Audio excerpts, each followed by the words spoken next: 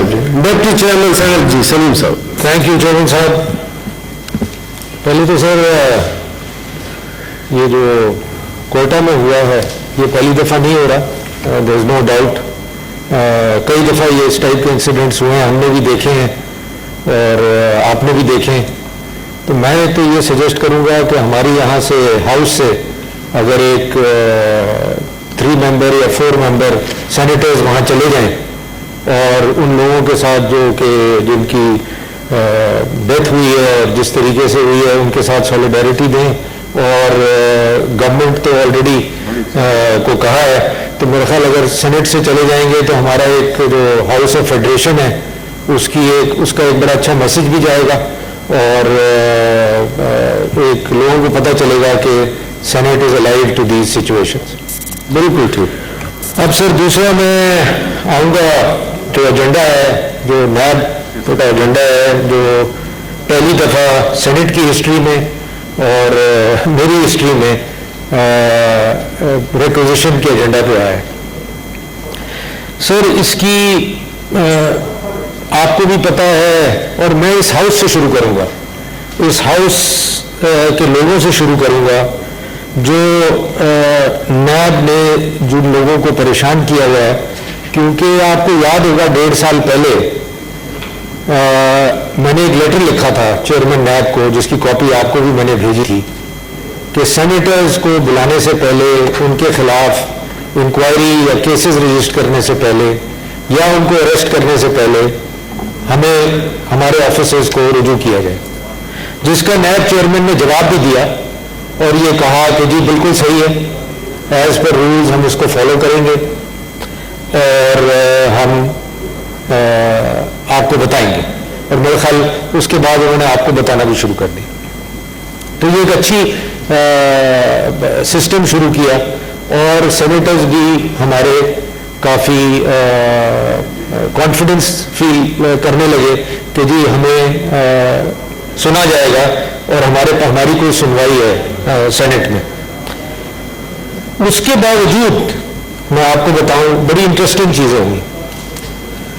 रुबीना खालिद पता नहीं वहाँ है कि नहीं, 2 साल से ये बैठी हुई दर बदर हो रही हैं नैब कोर्ट में। क्यों बोला? इनके जो हस्बैंड थे जिनका इंतकाल हो गया एक्सीडेंट में, उनके इश्यूज इन्होंने संभाले और इनको बुलाया इसलिए जा रहा है कि जो कॉन्ट्रैक्ट्स इनके हस्बैंड ने साइन किए अपने टाइम पे, उसकी इंक्वायरी हो रही है और इनको बुलाया जा रहा है नैब में उसका जवाब देने के लिए। आपको भी पता है, मुझे भी पता है। और आज 2 साल से ये नैब के कोर्टों में जाके खड़ी होती हैं और ना इनके केस चलते हैं, ना उनका कोई रेजोल्यूशन होता है और ये कहानी चल रही है। इसके बाद मैं आगे चलता हूँ।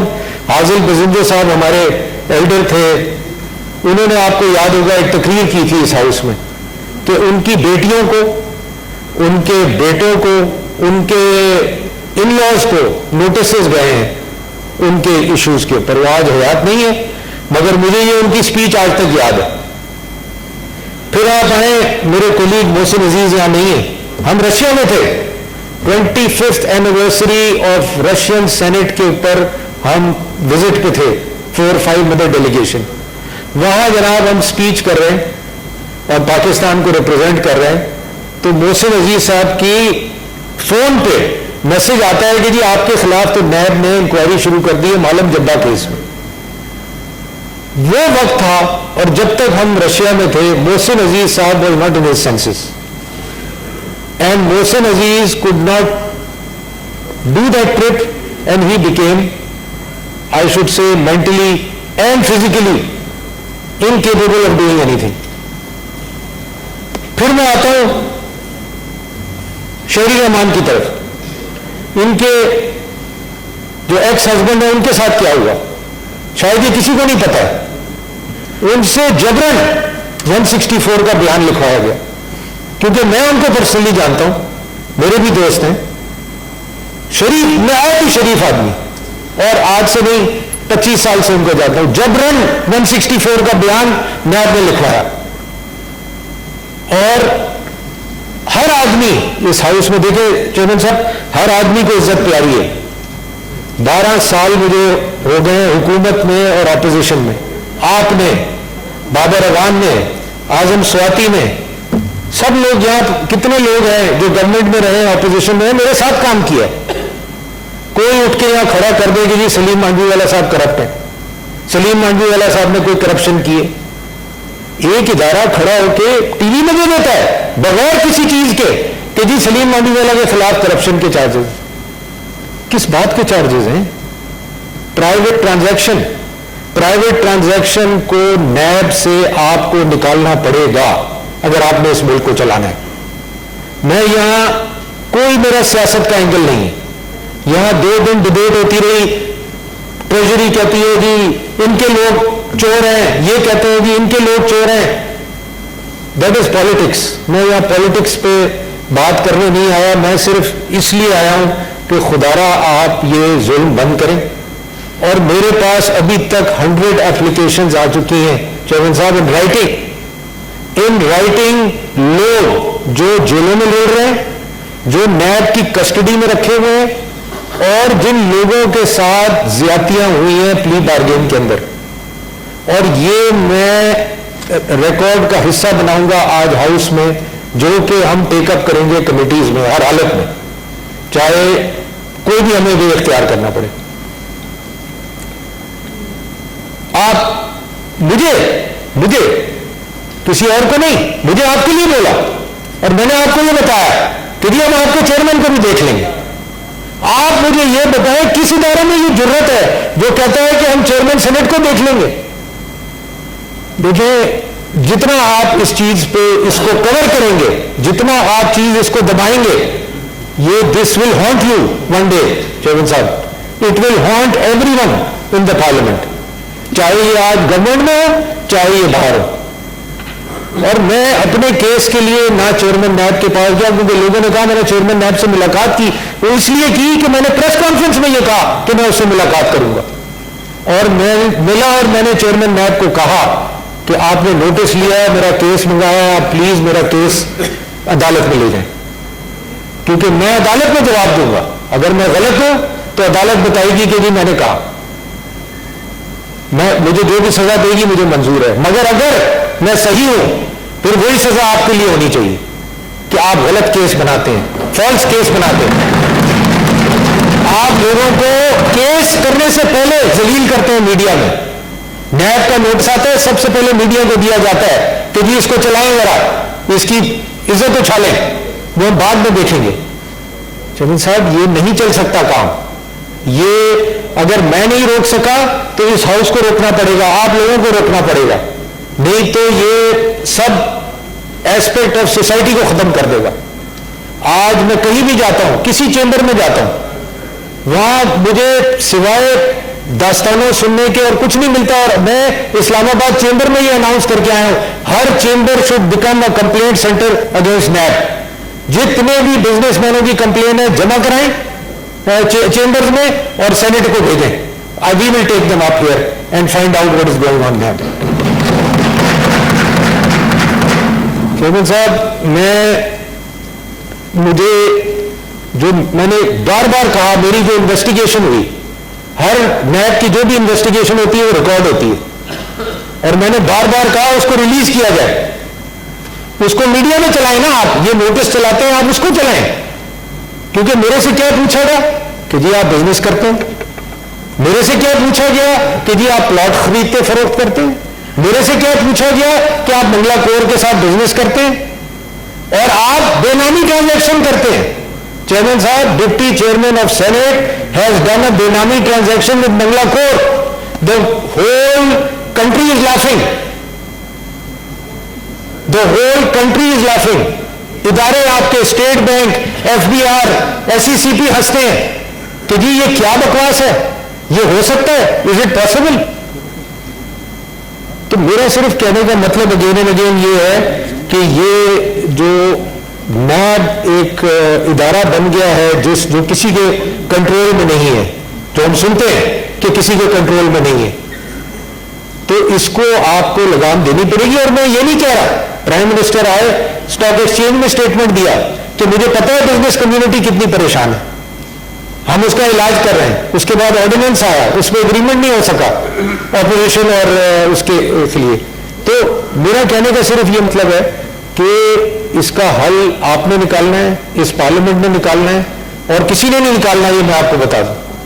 और अगर हम डरेंगे, मैं आज आपको इस फ्लोर पे खड़े होकर बता रहा हूं, अगर आप डरेंगे और ये हाउस डरेगा और आपको डराया जाएगा और आप डर जाएंगे, तो फिर आप ये समझ लें कि पार्लियामेंट भी कुछ नहीं कर सकती।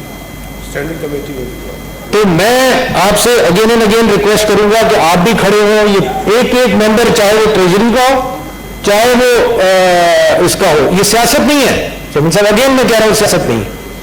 आप ये डिमांड करें कि किसी की पगड़ी नहीं उछाली जाएगी मीडिया के अंदर। नैब में देखें सर, अमेरिका में मैं रहा हूं 7 साल, टैक्स फाइल करता रहा हूं, कभी नोटिस भी आए हैं, कभी चीजें भी हुई हैं, कभी आज तक आप नहीं सुनेंगे अमेरिका में, जब तक कि वो मैटर कोर्ट में ना चला जाए कि जी किसी की इन्वेस्टिगेशन हो रही है टैक्स इवेजन के लिए या टैक्स फ्रॉड के लिए, कभी नहीं सुनेंगे आप, क्योंकि these are very very confidential things. Sir एक एक फेडरल सेक्रेटरी का मुझे फोन आया है, एक एक फेडरल सेक्रेटरी का, मैं नाम किसी का नहीं लूंगा, कि जी हमारे आप दिल की आवाज है, हम काम नहीं कर सकते नैब के साथ। और ये सारे फेडरल सेक्रेटरी वो हैं जो 12 साल, आज फेडरल सेक्रेटरी बन गए, जो 12 साल मेरे साथ इस्लामाबाद में काम कर रहे हैं। तो ये काम क्यों नहीं कर पा रहे? इनको, आपका क्या ख्याल है, गवर्नमेंट को नहीं पता ये क्यों नहीं काम कर पा रहे, क्या मसला है? तो सर ये बड़ा सीरियस मसला है, इसको आप हमें लकली नहीं लेना चाहिए, इसके बारे में हमें कुछ करना चाहिए। फिर मैं आता हूं जी ह्यूमन राइट्स। लोग जो मरे हैं, मैं नाम लेते जाऊंगा आपके लिए, जिसका नैब अभी तक कहती है कि जी हमारी कस्टडी में कोई नहीं मरा। मैं इनकी फैमिली से बात कर चुका हूं, मैं इनकी फैमिली से मिल चुका हूं, और मैं फर्दर मिलूंगा हर एक फैमिली से जो नैब की कस्टडी में मरा। असलम मसूद साहब, एजाज मोमन साहब, एडवोकेट जफर इकबाल मुगल साहब, राजा आसिम साहब, ब्रिगेडियर रिटायर्ड असद मुनीर साहब, मोहम्मद नासिर शेख साहब, प्रोफेसर डॉक्टर ताहिर अमीन साहब, कैसर अब्बास, चौधरी अरशद, मोहम्मद सलीम, प्रोफेसर जावेद अहमद, अब्दुल कबीर खान, और अभी आपने लेटली सुना होगा खुदकुशियां जो हुई हैं। सर खुर्रम हुमायूं जो कंट्रोलर जनरल ऑफ अकाउंट्स ने खुदकुशी की है, sir he has worked with me for 10 years। 10 years से मैं इस आदमी को जानता था सर, निहायत ही शरीफ आदमी, और मैं तो परेशान हो गया जब ये खबर मैंने फोन पे पढ़ी कि खुर्रम ने जो है वो, और मुझे कोई सेनेट का भी काम होता था तो मैं खुर्रम को भेजता था, एम्प्लॉइज के लोन होते थे तो मैं खुर्रम को भेजता था, किसी को एडवांस चाहिए होता था तो मैं खुर्रम को भेजता था। खुदकुशी कर ली सर आप क्या कर रहे हैं इस मुल्क के साथ, इस एनवायरमेंट के साथ, और आप एक इस इदारे को इतनी इजाजत दे रहे हैं कि लोग वो इस मौके पे लोगों को पहुंचा दें कि वो खुदकुशी कर लें। और ऐसे ऑफिसर जिन्होंने सारी जिंदगी अपनी नौकरी और अपनी कंट्री को सर्व करने में गुजार दिया, उसका रिजल्ट ये है। Sir this is a very very serious issue, और शायद अगर कोई लोग ये समझते हैं कि मैं कोई यहां सियासत कर रहा हूं, मैं अगेन एंड अगेन रिपीट करता हूं, मैं कोई सियासत नहीं कर रहा। मैं सिर्फ आपको ये समझाना चाह रहा हूं कि ये बहुत सीरियस मैटर है, इसको आपको भी इस हाउस को भी सीरियसली देखना चाहिए। जो लोग इस वक्त भी सर जेल से लोगों ने लेटर लिखे हैं मुझे, जेल से, कि खुदा के लिए हमें यहां से निकलवाएं, ऐसे लोग जेल में पड़े हुए 2-2 साल से 80-80 साल उम्र के, जिनका कोई डायरेक्ट किसी चीज से ताल्लुक नहीं है। शिबली साहब भी आ गए, पूछे इनसे, इन्होंने भी 6 साल मेरे साथ गुजारा है सेनेट में।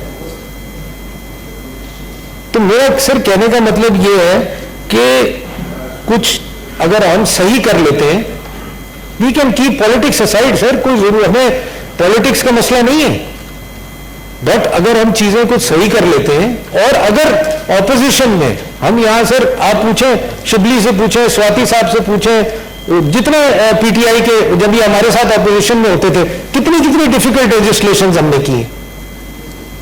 कई कई कई जगह ऐसी सिचुएशन आ जाती थी कि नहीं होगी लेजिस्लेशन, फिर भी हम बैठते थे वर्कआउट करते थे, कोई सोल्यूशन निकालते थे और लेजिस्लेशन होती थी। इनकी कमिटीज में लेजिस्लेशन हुई है, डिफिकल्ट से डिफिकल्ट लेजिस्लेशन हुई। तो मेरा कहने का मतलब यह है कि अगर नहीं हुई तो इसका यह मतलब थोड़ी है कि हो ही नहीं सकती। ये कहां लिखा हुआ है कि नहीं हो सकती? अगर ऑपोजिशन की कोई डिमांड गलत थी कोई बात नहीं, अगर गवर्नमेंट की कोई डिमांड गलत थी तो कोई बात नहीं, आप फिर बैठे 10 दफा बैठे, मैं कहता हूं, मगर don't involve politics in it. जब आप उसको हर चीज सियासत की नजर कर देंगे तो हल कैसे निकलेगा?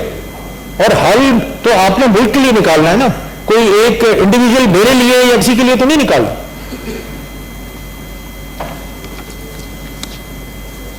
तो सर एक तो मैं चाहूंगा कि जो ह्यूमन राइट्स इश्यूज हैं जितने भी जो हमारे पास आए हैं, जो आइडेंटिफाई हुए हैं, वो ह्यूमन राइट्स कमेटी को भेजे जाए। ये मेरी आपसे रिक्वेस्ट भी है और मेरी एक डिमांड भी है हाउस से कि इसको ये मुझे भिजवा दें सलीम साहब मेरे ऑफिस को जरा सारे लिख के। दूसरा सर खुद पीटीआई गवर्नमेंट कहती है कि हम एहतसाब करना चाहते हैं। जी बिल्कुल, मेरा भी ख्याल इस हाउस में कोई भी आदमी है जो ये कहेगा कि एहतसाब नहीं होना चाहिए। तो क्या नैब ऑफिसर्स का एहतसाब नहीं होना चाहिए? क्या वो एग्जेम्प्ट है? क्या वो कॉन्स्टिट्यूशन से ऊपर है? क्या वो कोई खास लोग हैं इस मुल्क में जिनका एहतसाब नहीं होना चाहिए, जिनकी डिग्रियां पीआईए की तो हम डिग्रियां करके हजारों लोग निकाल देते, स्टील मिल की हम लोगों को निकाल देते हैं डिग्रियों के ऊपर। हर डिपार्टमेंट के हर ऑर्गेनाइजेशन की डिग्रियां चेक होती हैं। तो नैब की डिग्री करने में क्या पीटीए जितने मेरे दोस्त वजीर भी बैठे हुए हैं, लोग भी बैठे हुए हैं, क्या they want to exempt NAB from ehtesab? All I am demanding is कि इनके एसेट्स चेक किए जाए, इनकी डिग्रियां चेक किए जाए, इनके डोमिसाइल चेक किए जाए, इनकी कैसे इंडक्शन हुई वो चेक किए जाए। ये तो हम हर इदारे की करते हैं सर। मुझे फाइनेंस कमेटी में याद है, नेशनल बैंक में मैंने ये काम किया, स्टेट बैंक में मैंने ये काम किया, दूसरे इदारे में मैंने काम किया। तो इसमें क्या ऑब्जेक्शन है आपको इसका करने में? ये क्या डर है? मैं तो इस अगेन एंड अगेन डर का वर्ड इस्तेमाल करूंगा। ये क्या डर है कि नैब की इन्वेस्टिगेशन नहीं होनी चाहिए? इससे क्या हो जाएगा? तो मैं ये समझता हूं कि आप इसको भी, इस इशू को भी आप रेफर करें कमेटी को, लॉ एंड जस्टिस को करें, जिसको भी आप मुनासिब समझते हैं, क्योंकि ये चीज भी होना जरूरी है। देखिए क्या हम क्या करते हैं, पार्लियामेंट, सुप्रीम कोर्ट ने ऑर्डर दे दिया, फॉरेन लेजिस्लेशन हो गई। सुप्रीम कोर्ट ने किसी को हटा दिया जॉब से, फौरन हट गया। पार्लियामेंट कुछ करने जाए तो उसके सामने 10 मसले हैं कि नहीं जी पार्लियामेंट ना करे। मैं अपना फोरम, शहजाद साहब ने यह कहा कि मैं पर्सनल इशू सेनेट में ना लाऊं, मैं नहीं लाता अपना इशू, मैं बिल्कुल नहीं लाता। मगर मुझे तो ये राइट है कि मैं जो इशू समझता हूं जो गलत है, जो इस मुल्क में चीज गलत हो रही है, वो मैं इस फ्लोर पे लाऊं। ये मेरा राइट है इस फ्लोर पे लाने के लिए। तो मैं ये समझता हूं कि आप अगर इस प्रोसेस को चलने देंगे, इसमें किसी का नुकसान नहीं है जवान साहब, किसी का नुकसान नहीं है, सिर्फ फायदा है। पाकिस्तान की आवाम का फायदा है, पाकिस्तान की बिजनेस कम्युनिटी का फायदा है, पाकिस्तान के हर वो आदमी का फायदा है जिसकी इज्जत उछाली जा रही है और जिसके साथ ज्यादती हो रही है, वो नहीं होगी।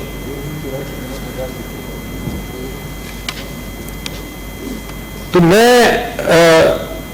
इन दी एंड ये कहना चाहूंगा कि इसका कोई ऐसा हल निकालें जो कि नैब के लिए भी, और मैं आपको बताऊं ये चीज नैब के लिए भी अच्छी होगी, नैब के लिए बुरी नहीं होगी कि अगर नैब में अगर कोई गंदे लोग हैं या कोई गलत लोग हैं और सुप्रीम कोर्ट के कहने पे 6 लोग निकाले गए, वो भी ऑर्डर मेरे पास है, मगर ये कोई तरीका तो नहीं है कि सुप्रीम कोर्ट ही जाके किसी को निकलवाना है, सुप्रीम कोर्ट ही जाके कोई एक्शन करवाना है। वो मैं भी कर सकता हूं, मैं भी कल अपने वकीलों को कहूंगा जी बनाओ मेरी petition to the Supreme Court, and Senate में कोई हल नहीं निकल रहा, तो आप, मैं जाता हूं सुप्रीम कोर्ट में, जाता हूं हाई कोर्ट, मगर वाई?